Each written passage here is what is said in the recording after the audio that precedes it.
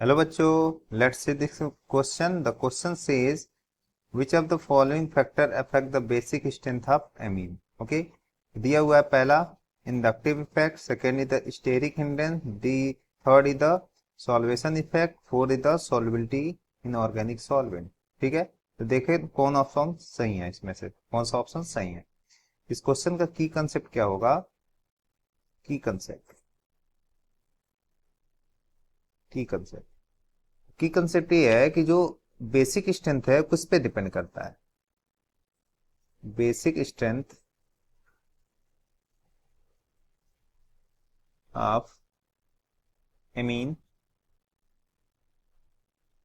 Amine depends on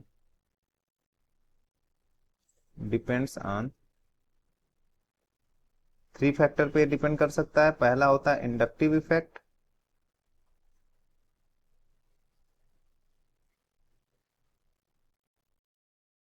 second is the steric hindrance,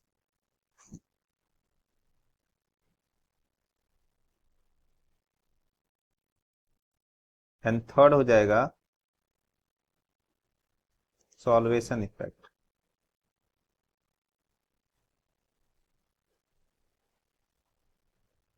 solvation effect.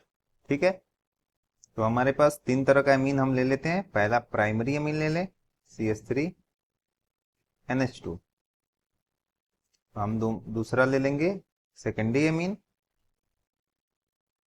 NH और CH3. और तीसरा लेंगे टर्सरी अमीन, CH3N, CH3 और CH3.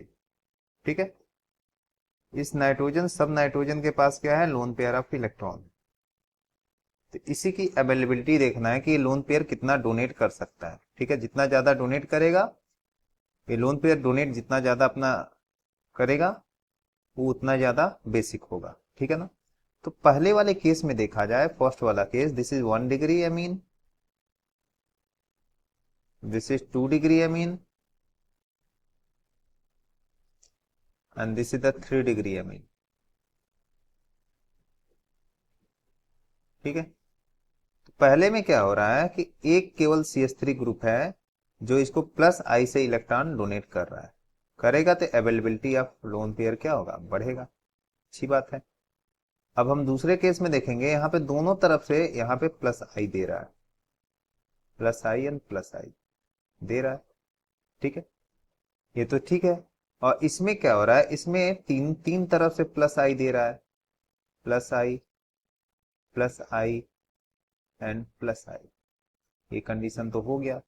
ठीक है, तो यहाँ पे हम बोल सकते हैं कि इसको मान लेते हैं, इसको हम फर्स्ट ही मान लेते हैं, this is the first one, या रहने देते 1 डिग्री, 2 डिग्री, 3 डिग्री टर्म में ही लिख लेते हैं. ठीक है ना. इस केस में क्या होगा? इस केस में हम देखेंगे थ्री थ्री मिथाइल ग्रुप. ठीक है, cause causes steric hindrance, steric hindrance steric hindrance. ठीक है, and and it is dominate over plus I effect. Okay, because हम यहां बात कर लेते हैं कि जो बेसिसिटी होती है, बेसिसिटी होती है वो डायरेक्टली प्रोपोर्शनल होता है प्लस आई इफेक्ट के. ठीक है, एंड यही बेसिसिटी जो होता है वो इनवर्सली प्रोपोर्शनल होगा स्टेरिक हिंड्रेंस के. Steric hindrance. ठीक है, अब बात कर लेते हैं कि इसमें जो होता है 2 डिग्री में, यहां क्या होता है? इस केस में मोर सॉल्वेशन होता है. ठीक है, सॉल्वेशन इसका क्या होगा? मोर solvation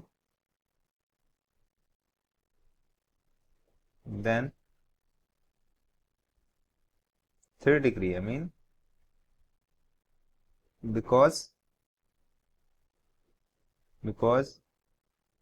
it form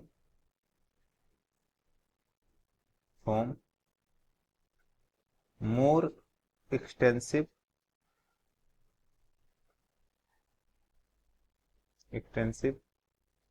hydrogen bonding than 3 degree, I mean, ठीक है, ये हमारा कंडीशन बनता है। समझ में आ रहा है? तो इस तरह से देखा जाए तो ऑर्डर हमारा क्या हो जाएगा, 2 डिग्री का सबसे ज्यादा, उसके बाद 1 डिग्री का, उसके बाद 3 डिग्री का। ये ऑर्डर हमारा बेसिक स्ट्रेन का हो जाएगा। ठीक है ना? तो इस तरह से देखा जाए तो कौन कौन से ऑप्शन सही हो रहे हैं, तो ये 1 वाला भी सही है, इंडक्टिव इफेक्ट, स्टेरिक हिंडेंस पे भी डिपेंड करता है, और सॉल्वेशन इफेक्ट पे, सॉल्बिलिटी इन ऑर्गेनिक सॉल्वेंट पे डिपेंड नहीं करता है। इस तरह से ऑप्शन कौन सा सही होगा, first second third. First second third कहाँ दिया, यहाँ ऑप्शन नंबर बी में। So the final answer is option number B. Hope you understood it well, best of luck.